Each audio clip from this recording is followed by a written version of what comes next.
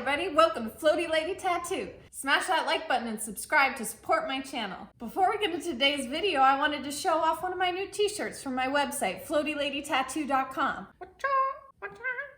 You can find merch with my artwork on it. Get a shirt, a bag, anything you want with Floaty Lady original artwork on it. floatyladytattoo.com. Okay, now on with the video. Hi everybody, it's Floaty Lady again. Today we're going to be talking about my Greywash. So for silicone projects like Daniel Kaluuya from Get Out, I make my own Greywash. This Greywash is for silicone use. For human skin, I would recommend investing in a black and gray wash set. I have one coming in from Dynamic Ink, which I will be doing a review on in the future. For this gray wash mix, you're going to need a black, a white, and some distilled water. Dynamic black comes in two different types, black and triple black. Black is typically used for lining and triple black is used for shading and color packing. I use the regular black in my gray wash set today. Dynamic comes in two whites. Oh, this is literally heavy. Dynamic white and heavy white, or triple white, whatever you want to call it. Definitely this one is more heavy, used for those highlights right at the end, the white parts that you want in the picture. The regular white here, it's a little more liquidy, less heavy. That's the one we're going to use to mix up our gray wash set. So why do we use the white for my gray wash? Well, I found through trial and error that using just straight black with distilled water to dilute it does not really give me the desired light effect that I'm going for. When dealing with skin tones, there are some very light areas and the silicone gets very dark. So for example, some of the gradients in the face here, very hard to accomplish with just black alone. So just to reiterate why we're using the dynamic white is because the regular black with just distilled water doesn't seem to get light enough to get those lighter gray tones on the silicone. Start with the white. What I found is that you really can't do too much of this. So 3, 4, 5, 6, 7, 8, 9, 10, 11, 12. I'm gonna go to 15 today. And then what I'm gonna do is make two, so I have a backup in a similar shade.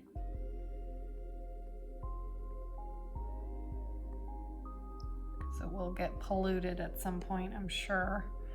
I'm gonna go to about 8 drops in this one. Oop. And then do 4.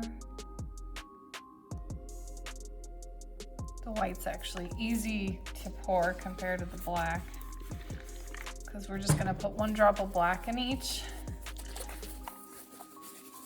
And the black is really hard to pour, so be careful because you only want 1 drop. Very carefully. Oh, so careful.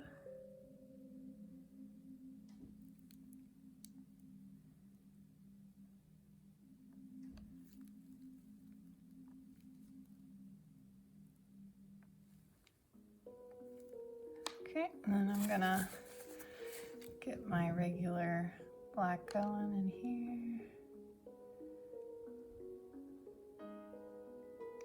Oh, got a little polluted somehow. That's okay. The white's not gonna affect a full thing of black. The black will overpower your white a millionfold.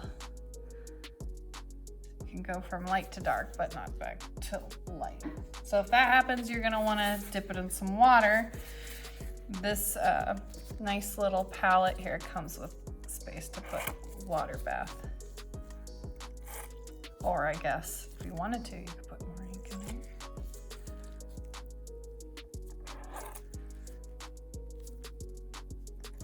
So I have water baths and I have cups. So I have plenty of places to wash the tip of my needle when I want to go back to a lighter gray tone.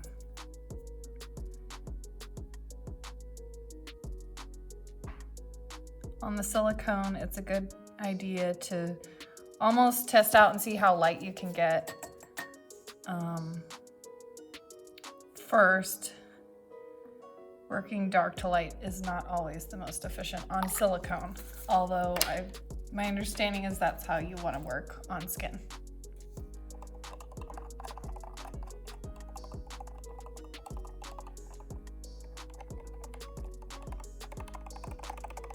So I'm mixing up all my gray washes here. It's supposed to be going from light to dark. As you can see, it's really hard to replicate the grays. They're slightly different from each other. Might be just a mixing issue. So this is not going on a human, so these needles I'm not gonna worry about being sterilized, but if you're mixing up colors, you obviously want to use something sterile. You're tattooing human. There we go, that's starting to look good. You can't appreciate it though on the camera, I don't know. If the top one's not light enough, you can always add more white as you're working, and that's typically what I do. You can also dip in the water, dilute it a bit, but I found that white will get you to those lighter tones that are very difficult to achieve on the real skin.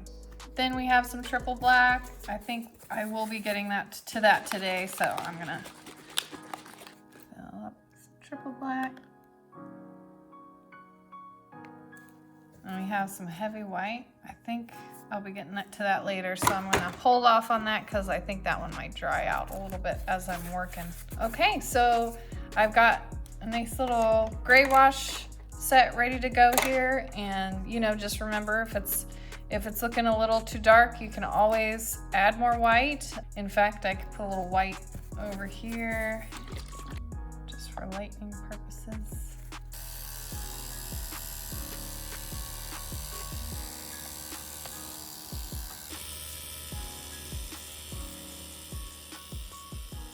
Thank you, bye.